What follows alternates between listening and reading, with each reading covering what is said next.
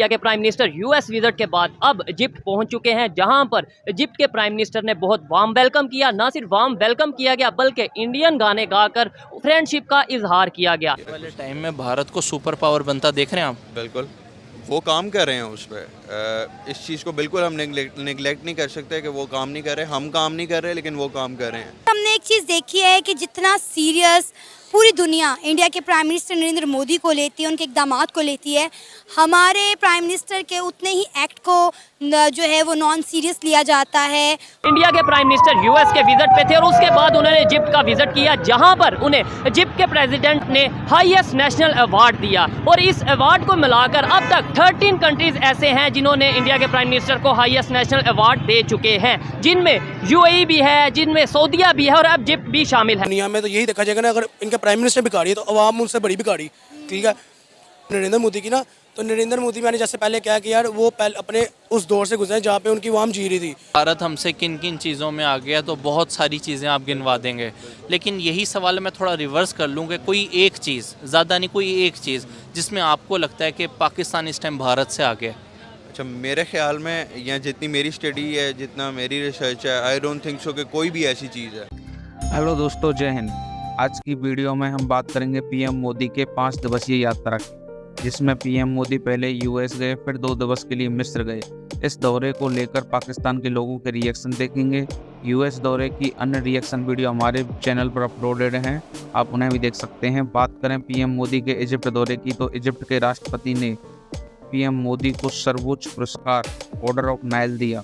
इस दौरे में पीएम मोदी को इजिप्ट के प्रमुख ऐतिहासिक स्थलों को दिखाया गया, जिनमें से अल हकीम मस्जिद, जो कि 1000 साल पुरानी मस्जिद है, और इसके अलावा मिस्र की पिरामिड्स, जो कि 7 अजूबों में से एक अजूबा है।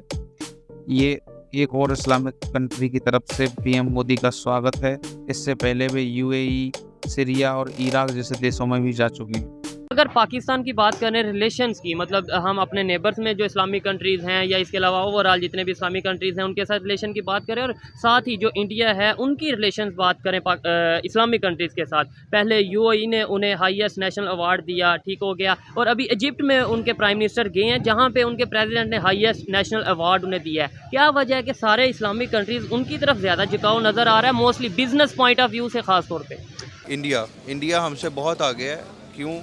क्योंकि उन्होंने अपनी इकोनॉमी सेट की हुई है, चाहे वो थर्ड क्लास कंट्री है या थर्ड वर्ल्ड कंट्रीज़ में आता है या एशियन में हमारे साथ ही है, लेकिन एज अ नाइस गेस्चर हमें उनसे कुछ चीज़ें सीखनी चाहिए, कुछ उनके ओपिनियंस, उनकी कुछ टेक्नोलॉजी में वो हमसे बहुत आगे हैं, ऑटोमोबाइल में वो हमसे बहुत आगे हैं। हर किस्म की इंडस्ट्री में अगर देखते हैं तो इंडिया हमसे बहुत आगे है, और उसकी रीज़न बेसिकली मेन यही है कि पाकिस्तान को इस पर्सपेक्टिव से किसी ने देखा ही नहीं है अभी तक।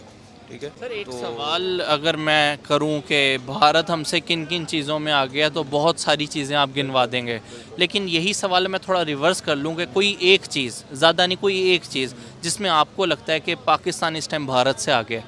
अच्छा, मेरे ख्याल में या जितनी मेरी स्टडी है, जितना मेरी रिसर्च है, आई डोंट थिंक सो कि कोई भी ऐसी चीज़ है। इवन के छोटी से छोटी हम फूड की भी बात करने हैं ना, तो खाने में भी इंडिया हमारे से आगे है। ठीक है, तो आई डोंट थिंक सो कि हम उनको किसी भी तरह अपने साथ कंपेयर कर सकते हैं। वो एक बहुत नेक्स्ट लेवल कंट्री है, उनकी कंट्री डायमीटर बहुत बड़ा है, उनकी पॉपुलेशन बहुत बड़ी है, वो उस हिसाब से उस पर काम कर रहे हैं, एजुकेट कर रहे हैं। यहाँ पे उस तरह का कोई वो नहीं है। वैसे अगर हम बात करें इंडिया के प्राइम मिनिस्टर नरेंद्र मोदी की, तो जितना सेंसिबल वो बिहेव करते हैं, उसके बरक्स हमारे प्राइम मिनिस्टर उतना ही नॉनसेंस बिहेवियर दिखाते हैं। अब देखें, आप तुर्की गए हैं हमारे प्राइम मिनिस्टर, तो वहाँ पे जाके आप आम गिफ्ट में लेकर चले गए, आप आम की बात कर रहे हैं, आपने पाकिस्तान के किसी मुद्दे पर, किसी मसले पर बात नहीं की। इंडिया के प्राइम मिनिस्टर यूएस गए हैं, तो वहाँ पे वो एक के बाद एक बड़े इन्वेस्टर से मिल रहे हैं। ऑलरेडी इंडिया में एक से बड़ा एक इन्वेस्टर बैठा हुआ, फिर भी कह रहे हैं कि आप आएँ हमारे मुल्क में इन्वेस्टमेंट करें, बड़े बड़े महंगे कीमती गिफ्ट उन्हें तो दे रहे हैं, और हम क्या लेकर गए? आम की 2 पेटियाँ, और कह रहे हैं आधे आप आम के और आधे आपकी बीवी के। देखिए, इंडिया के प्राइम मिनिस्टर नरेंद्र मोदी की, आपको उनका भी बैकग्राउंड पता है कि उनका बैकग्राउंड क्या था, एक चाय का ढाबा।